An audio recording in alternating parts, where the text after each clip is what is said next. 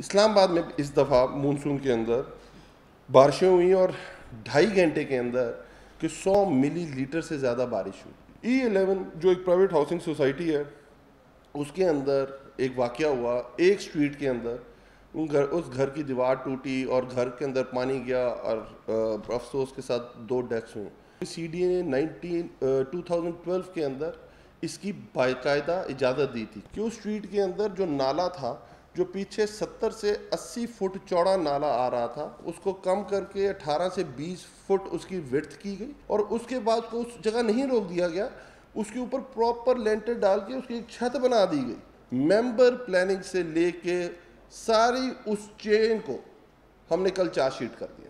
اس inquiry کی بیس پہ اس وقت کے ممبر پلاننگ سمیت نیچے جتنی اس کی ہیراکری ہے اس کو سب کو کل چارج شیٹ کر دیا گیا. اس کے اندر جو 1122 کی ہمیں انکوائری رپورٹ آئی ہے, 1122 کی رپورٹ آئی کہ 7:06 پہ ان کو کال ہوئی ہے اور وہ 7:20 پہ پہنچ گئے.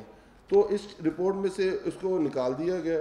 پر جو پولیس کا ایکشن ہے اس کے اوپر پولیس اپنا ایکشن لے رہی ہے کہ کیوں نہیں وہ جو 15 کے لوگ تھے ٹائملی وہاں پہنچے اور ٹائملی پہنچنے کے بعد انہوں نے اپنا رول پلے کیا. اگر وہ پراپرلی اپنا رول پلے کرتے تو شاید وہ 2 جانیں بچا سکتے تھے. اب E11 جو اس سوسائٹی کا مسئلہ کہ اب یہ تو ہم لا تو بنا دیا, کل دوبارہ بارش ہوتی تو اس ایریا کا کیا ہوگا. تو ہم ایک اس لٹھے کے اوپر جو وہ نالا ہے اس نالے اکراس دی بورڈ جو اس نالے کے اوپر تجاوزات ہوئی ہیں, چاہے وہ اس وقت غلط اجازت دے کے ہوئی ہیں, چاہے زبردستی ہوئی ہیں, چاہے جب CD نے اپنی آنکھیں بند کی تھی, چاہے جب کوپریٹو اداروں نے اپنی آنکھیں بند کی تھی, یا کسی اور ایجنسی نے اپنی آنکھیں بند کی تھی, وہ تمام کی تمام ریموو ہوں گی. وہ والا جو نالا ہے وہ اپنی جو پراپر حالت میں بحال کیا جائے گا تاکہ آئندہ سے اسلام آباد کے اندر اور اسپیشلی E11 کے اندر یہ اربن فلڈنگ کا جو تصور ہے وہ ختم ہو جائے.